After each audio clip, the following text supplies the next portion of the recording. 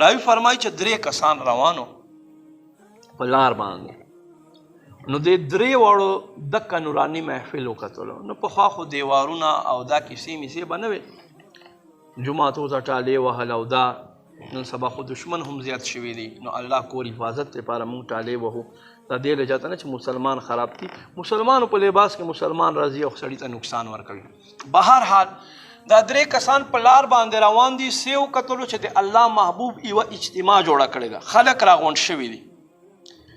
په دې 3 کې دا 2 کسان راغ د محفل ته او یو کس چې هغه رانغی واپس شو.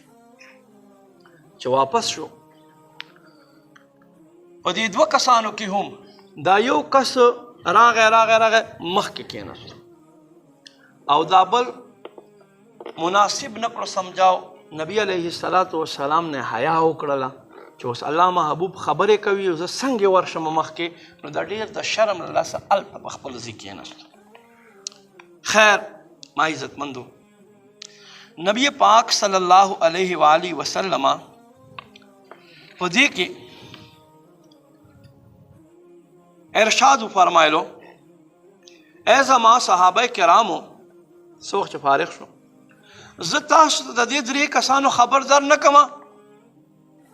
په دې 3 کسانو کې یو کس چې راغی هغه د الله او د الله محبوب پناه واخیستله او الله محبوب اخته پناه ورکړه، یعنې زما خواته جوخ چې کېناست.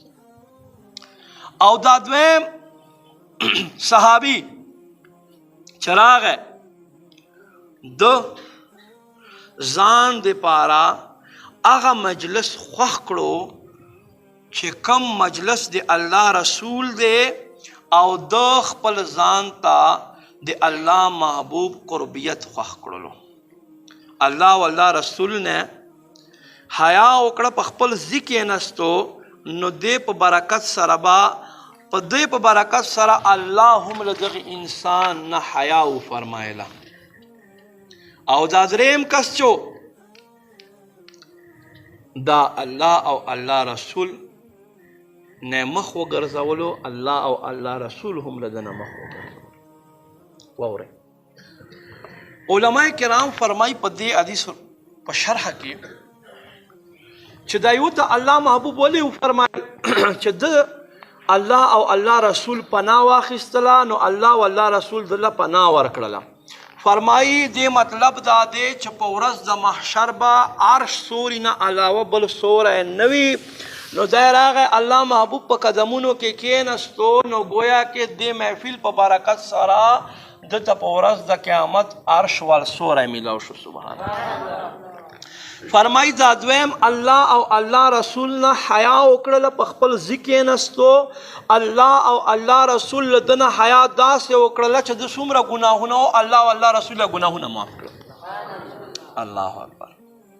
او فرمایي دا 3م کس چې رانغی دې دیني اجتماع ته، دې مجلس ته، الله محبوب ته او لاړو، فرمایي کېدای شي دا منافق و او زه بغیر د څه مجبورۍ مخ وګرځولو، نو هغې نه حسد دا و چې ده له اجتماع نه د الله او د الله رسول له ذکر نه مخ وګرځولو، دې لجته الله او الله رسول هم له ده نه اعراض وکړلو، خپل رحمت افتتاح وکړلو.